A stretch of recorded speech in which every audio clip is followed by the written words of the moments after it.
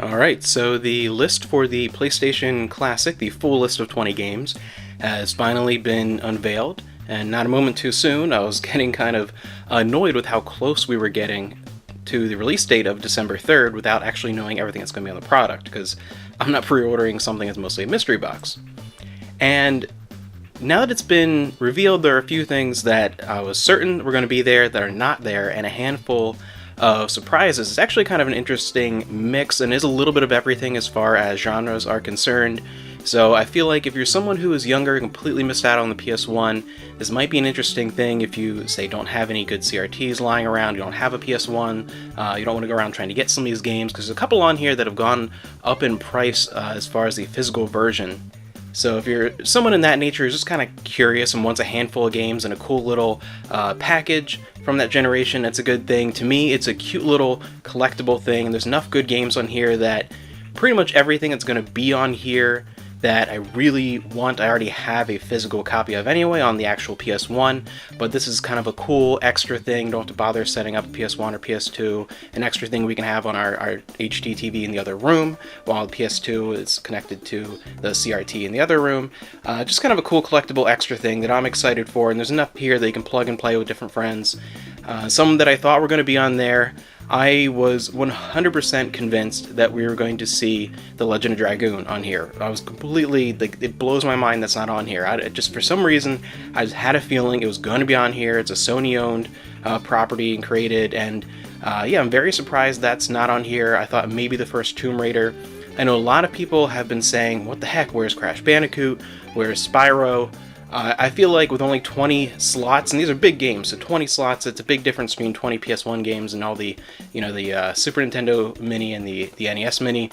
I think that with there being a recent remaster of the Crash original trilogy and then the Spyro games, I feel like that's why those weren't getting slots, and it makes sense to really make room for other things here. Other ones that I was expecting to see did make it. Obviously, we had those first 5. Battle Arena Toshinden was very popular when it first launched with the PlayStation. That was the first game that I got for that, and actually the first game I got for the Sega Saturn also. So that's an easy one, and then of course we know things about Tekken 3, Wild Arms. The first Twisted Metal I thought was going to be there, and that's on there. Resident Evil Director's Cut. The big one that surprises me actually, and I feel like maybe Legend of Dragoon should have been here instead, is Revelations Persona, the first Persona game, and I haven't seen any details though. I'm very curious to see, is this, with the title of Revelations Persona, is this the original PS1, the North American one with all the edits and one of the characters completely changed? Is this going to be that version of Persona? That's kind of what I'm getting here, or is it going to be more along the lines of the original Japanese release with the maybe the old English translation, or is it a new translation, or is it more, what is it going to be? I'm assuming it's going to be that original, well, not original, but the first edited version for North America of the first Persona. I'm assuming it's going to be that, but I'm kind of curious to see that, to see exactly what it's going to be.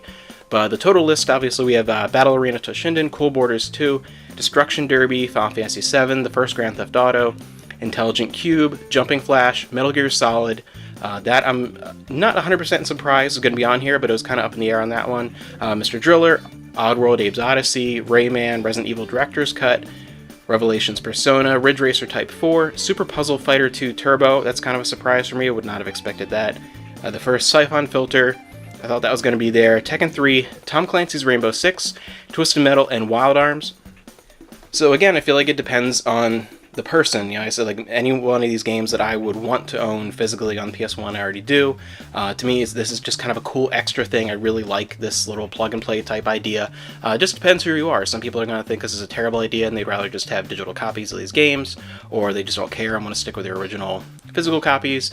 I kind of like the idea of having both. Obviously most of the time I'm going to sit and play with my actual original copies, but this is kind of a cool extra, a little backup system. I like just the mini collectible PS1. It's just an interesting little thing as someone who really loves the original PlayStation to have hooked up to a totally different TV, different setup, and for my wife or anyone who comes over can just plug and play and experience some of these games without getting out the old system. So yeah, it's just a cool thing, and it's a mixed bag, I think, depending on what you like for PS1. There were a lot of games, again, that I think people were expecting that wouldn't make sense here as far as ownership since those times, or again, something like Crash and Spyro I was not expecting because of the remasters. I was really hoping to see CTR on here, talking about Crash, but maybe there are rumors that might be getting a remaster after the Crash trilogy did so well, so hopefully we see that. But yeah, I think there's a great variety that if you're a fan of games of that era, or you completely missed out on that era, you want to check it out, this could be a really cool holiday item. And now the whole list is out. Yeah, we are going to be pre-ordering it, and it's going to be a fun little extra thing, and my wife and I, it's going to be one of our Christmas gifts to each other kind of stuff, and we'll have fun with it.